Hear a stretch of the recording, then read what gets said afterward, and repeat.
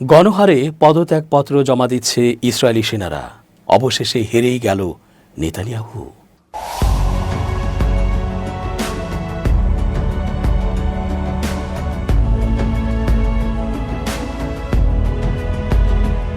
আসসালামু আলাইকুম প্রিয় দর্শক, আমন্ত্রণ আজকের আলোচনায়। চেঞ্জ টিভির আন্তর্জাতিক চোখ অনুষ্ঠানে এস জে রতন স্বাগত জানাচ্ছি। বিশ্লেষকরা জানাচ্ছেন 2 বছরেরও বেশি সময় ধরে চলা গাজা যুদ্ধে ইসরায়েল এত হত্যা ও ধ্বংসযজ্ঞ চালিয়েও হামাসকে নির্মূল করতে পারেনি। হামাসের ঊর্ধ্বতন অনেক নেতাকেই তারা নিখুঁতভাবে টার্গেট করে মেরেছে, তারপরও হামাসকে নিশ্চিহ্ন করতে সক্ষম হয়নি। এত মৃত্যু, এত হাহাকারের মধ্যেও হামাসের সদস্য সংখ্যায় ঘাটতির কথা শোনা যায়নি। অথচ নেতানিয়াহু এত চমকপ্রদ সব অফার দিয়েও সেনাদের যুদ্ধক্ষেত্রে রাখতে পারছে না, আর নতুন সেনা নিয়োগের ক্ষেত্রে কেউই রাজি হচ্ছে না। গণহারে পদত্যাগপত্র দাখিল করছে যুদ্ধরত সেনারা। জোর জবরদস্তি করে যুদ্ধক্ষেত্রে পাঠালেও সেনারা নিজেই নিজেদের শেষ করে বিদায় নিচ্ছে দুনিয়া থেকে। তাই বলা যায় নেতানিয়াহু আসলে হেরেই গেছে। নতুন সংকটে পড়েছে ইসরায়েলি সেনাবাহিনী। শত শত সেনা সদস্য পদত্যাগপত্র জমা দিচ্ছেন। সেই সঙ্গে বেড়েছে সেনা সদস্যদের দেশ ত্যাগের সংখ্যা, যার ফলে কর্মী সংকটে পড়ছে দেশটির সেনাবাহিনী। এমন পরিস্থিতিতে সেনা সদস্যদের দেশ ত্যাগ সম্পর্কে সতর্ক করেছে ইসরায়েলি সেনাবাহিনী। ইসরায়েলি গণমাধ্যমের বরাত দিয়ে টিআরটি ওয়ার্ল্ড জানিয়েছে, চাকরি ছাড়ার জন্য শত শত আবেদন জমা পড়ছে। সেই সঙ্গে অফিসার এবং নন কমিশনড অফিসাররা ব্যাপক হারে দেশ ত্যাগ করছেন। প্রতিবেদনে বলা হয়, এখন পর্যন্ত নিয়মিত বাহিনীর অফিসার এবং এনসিওদের কাছ থেকে পদত্যাগের জন্য 500টি আবেদন জমা পড়েছে। তবে আবেদনগুলো কখন দাখিল করা হয়েছে তা নির্দিষ্ট করে বলা হয়নি। প্রতিবেদনে বলা হয়েছে যে সামরিক কর্মকর্তারা জনবল সংকট নিয়ে উদ্বিগ্ন এবং এ বিষয়ে তারা অবগত করেছেন। সেনাবাহিনী নিয়মিত বাহিনীতে কর্মরত স্থায়ী কর্মীদের কাছ থেকে আরও পদত্যাগের অনুরোধ আসতে পারে বলে ধারণা করছে। সেনাবাহিনী হাজার হাজার অফিসার এবং নন কমিশন অফিসারদের পদত্যাগ না করার বিষয়ে রাজি করাতে হিমশিম খাচ্ছে বলে জানা গেছে। ইসরায়েল ফিলিস্তিন সংঘাত নতুন কোনো ঘটনা নয়। 1948 সালে ইসরায়েল রাষ্ট্র প্রতিষ্ঠার পর থেকেই ফিলিস্তিনিদের ভূমি দখল, উচ্ছেদ ও দমন শুরু হয়। বিশেষ করে 1967 সালের 6 দিনের যুদ্ধে পশ্চিম তীর, গাজা উপত্যকা ও পূর্ব জেরুজালেম দখল করে ইসরায়েল। এই অঞ্চলগুলোতে আজও চলছে সামরিক শাসন, দমনপীড়ন ও প্রায় নিয়মিত যুদ্ধ। তবে 2024-25 সালের যুদ্ধ পরিস্থিতি এক ভিন্ন বাঁক নিচ্ছে, কারণ এই প্রথমবারের মতো ইসরায়েলি সেনাদের একাংশ যুদ্ধ করতে অস্বীকৃতি জানাচ্ছে। তারা যুদ্ধ বন্ধের দাবিতে গণস্বাক্ষর কর্মসূচিতে অংশ নিচ্ছে, যা ইসরায়েলের ইতিহাসে এক নজিরবিহীন ঘটনা। ইসরায়েলি সেনাবাহিনীর বর্তমান পরিস্থিতি ও ফিলিস্তিনি প্রতিরোধের প্রেক্ষাপট নিয়ে সাজানো হয়েছে আজকের এই প্রতিবেদন। দীর্ঘদিনের যুদ্ধ, একের পর এক সামরিক অভিযান ও সহিংসতার মধ্যে পড়ে ইসরায়েলি সেনাদের মধ্যে একটি বিশাল মনস্তাত্ত্বিক চাপ তৈরি হয়েছে। ইসরায়েলি বাহিনীর তথ্য মতে, যারা গণস্বাক্ষর কর্মসূচিতে অংশ নিয়েছেন তাদের মধ্যে প্রায় 10% এখনও সক্রিয় রিজার্ভ সদস্য, আর বাকিরা অবসরপ্রাপ্ত।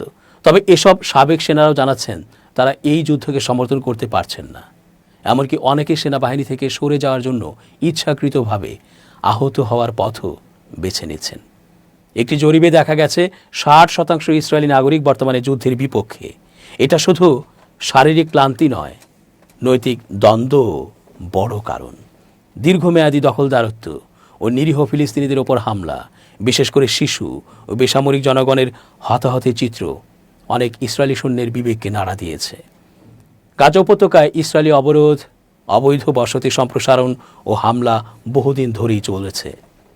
তবে 2024 সালের সাম্প্রতিক অভিযানগুলোকে ইতিহাসের অন্যতম নৃশংস গণহত্যা বলছেন অনেক বিশ্লেষক।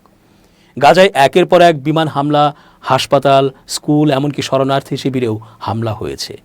জাতিসংঘ ও আন্তর্জাতিক মানবাধিকার সংস্থাগুলো একের পর এক বিবৃতি দিয়ে মানবাধিকার লঙ্ঘনের নিন্দা জানিয়েছে। তবে এই চাপ সত্ত্বেও নেতানিয়াহুর সরকার বারবার যুদ্ধবিরতি ভেঙে নতুন অভিযান শুরু করেছে। একদিকে যখন ইসরায়েলি সেনারা ক্লান্ত ও বিভ্রান্ত, অন্যদিকে ফিলিস্তিনিদের প্রতিরোধ এখন আরও সংঘবদ্ধ।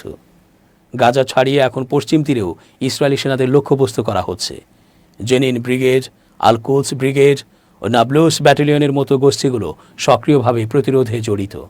সাম্প্রতিক এক হামলায় জেনিন ব্রিগেড আইইডি ব্যবহার করে ইসরায়েলি সাঁজোয়া যান ধ্বংস করেছে। এসব হামলা থেকে বোঝা যাচ্ছে ফিলিস্তিনিরা এখন অনেক বেশি সংগঠিত, কৌশলী ও প্রস্তুত। সেনারা যখন যুদ্ধবিরতি ও শান্তির পক্ষে গণস্বাক্ষর দিচ্ছে, তখন নেতানিয়াহু প্রশাসন এদের উগ্রপন্থী বা দেশদ্রোহী আখ্যা দিচ্ছে। সরকার সেনাদের বিরুদ্ধে শাস্তিমূলক ব্যবস্থা নেয়ার চেষ্টা করছে, কিন্তু এর ফলে সেনাবাহিনীর অভ্যন্তরে বিভাজন আরও প্রকট হচ্ছে। অনেক বিশ্লেষক মনে করছেন ইসরায়েলের সেনা ও প্রশাসনের এই বিভাজন একটি সম্ভাব্য গৃহযুদ্ধ বা সামরিক অভ্যুত্থানের সূচনা হতে পারে। নেতানিয়াহু সরকার যুদ্ধ চালিয়ে যেতে মরিয়া হলেও বাস্তবতা হচ্ছে পর্যাপ্ত সেনা জোগাড় হচ্ছে না। যারা রিজার্ভ বাহিনীতে যোগ দিচ্ছেন তারাও নানা অজুহাতে বাহিনী ছাড়ার চেষ্টা করছেন। ইসরায়েলের এই যুদ্ধনীতির বিরুদ্ধে এখন আন্তর্জাতিক মঞ্চেও বিরোধিতা বাড়ছে।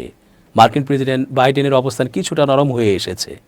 তুরস্ক, ইরান, কাতার, মালয়েশিয়া সহ অনেক মুসলিম দেশ প্রকাশ্যে ফিলিস্তিনের পক্ষে অবস্থান নিয়েছে। তুরস্কের প্রেসিডেন্ট রজব তাইয়েব এরদোয়ান বারবার বলেছেন, ফিলিস্তিনি জনগণের স্বাধীনতা ছাড়া শান্তি সম্ভব নয়। মধ্যপ্রাচ্যের বিভিন্ন দেশ থেকে হামাস ও ইসলামিক জিহাদকে সমর্থন দিয়ে গাজায় প্রতিরোধ আরও জোরালো হয়েছে। ইয়েমেন থেকেও ক্ষেপণাস্ত্র হামলা ইসরায়েলের অভ্যন্তরে আঘাত হানছে। সিরিয়ার সঙ্গে সীমান্ত উত্তপ্ত, লেবাননের হিজবুল্লাহর সঙ্গে সংঘর্ষ নিয়মিত হয়ে উঠছে।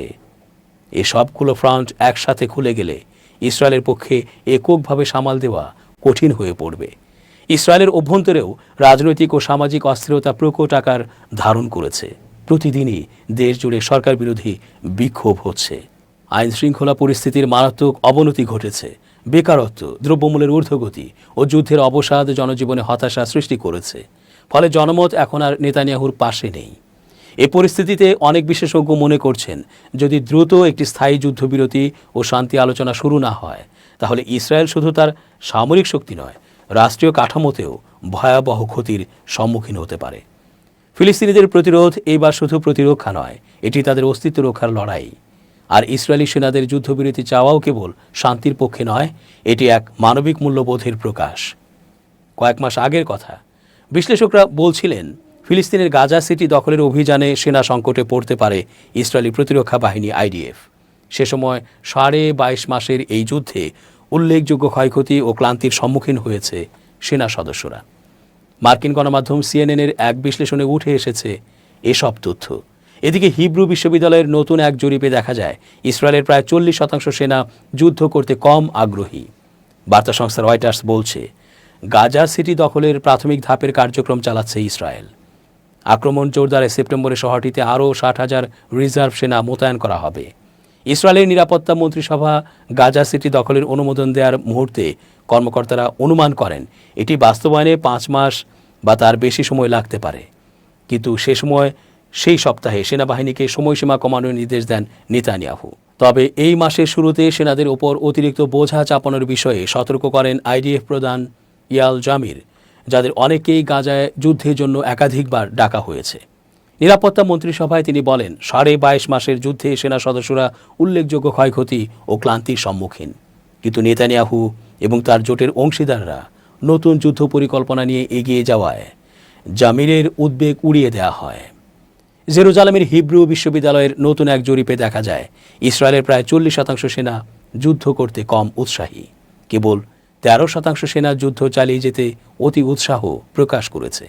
সিএনএনের প্রতিবেদনে বলা হয়, এই তথ্য প্রমাণ করে যে ইসরায়েলি সেনাবাহিনী কঠোর বাস্তবতার সম্মুখীন, যার প্রভাবে জনবলের সীমাবদ্ধতা দেখা দিতে পারে। তাছাড়া জরিপে বারবার উঠে এসেছে দেশের বড় একটি অংশই যুদ্ধ সমাপ্তির পক্ষে। এদিকে জনবলের সংকট কাটাতে অতি ডানপন্থী ধর্মীয় শিক্ষার্থীদের সেনাবাহিনীকে নিয়োগ দিতে সরকারের প্রতি আহ্বান জানাচ্ছে সামরিক কর্মকর্তারা। অন্যদিকে ধর্মীয় শিক্ষার্থীদের সেনাবাহিনীকে নিয়োগ দিলে ইসরায়েলের ক্ষমতাসীন জোট থেকে বের হওয়ার ঘোষণা দিয়ে রেখেছে অতি ডানপন্থী দলগুলো। বিষয়টি নিয়ে উভয় সংকটে রয়েছেন ইসরায়েলি প্রধানমন্ত্রী। চলতি বছরের মে মাসে ট্রাম্পের মধ্যপ্রাচ্য সফরের মধ্যে আমরা যেন একটি টিভি গেম শো দেখলাম। এর নাম দেয়া যেতে পারে the White House on Uber, how to prepurchase a US president. এই শোতে মনে হচ্ছিল উপস্থাপক অর্থাৎ ডোনাল্ড ট্রাম্প যেন হঠাৎ ঠিক স্ক্রিপ্টে ফিরে গেছেন। ট্রাম্প সৌদি আরবে গিয়ে বলছিলেন উদার হস্তক্ষেপ অর্থাৎ লিবারেল ইন্টারভেনশনিজম এক বিপর্যয় ছিল। তিনি ঠিকই বলছিলেন। আফগানিস্তান, ইরাক, লিবিয়া, ইয়েমেন কিংবা সোভিয়েত ইউনিয়নের পতনের পর রাশিয়া, সব জায়গায় দেখা গেছে কোনো দেশকে জোর করে ভেঙে আবার নতুনভাবে তৈরি করা যায় না। ট্রাম্প ইয়েমেনের ওপর মার্কিন বোমাবর্ষণ বন্ধ করলেন এবং সিরিয়ার ওপর দীর্ঘদিন ধরে চলা নিষেধাজ্ঞা তুলে নেওয়ার ঘোষণাও দিলেন। ইরানের সঙ্গে আলোচনার বিষয়েও তিনি ইঙ্গিত দিলেন। এর ফলে মধ্যপ্রাচ্যে ইসরায়েলের আধিপত্য কায়েমের দুটি প্রধান পথ বন্ধ হয়ে গেল। এর একটি হলো সিরিয়াকে বিভক্ত করা এবং অন্যটি হলো ইরানের সঙ্গে যুদ্ধ বাঁধানো।